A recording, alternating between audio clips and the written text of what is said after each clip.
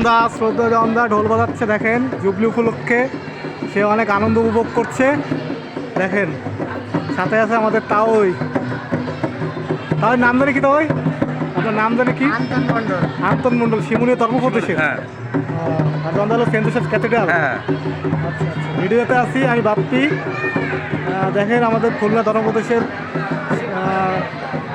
মিলন মেলা না, তীর্থযাত্রা বলে।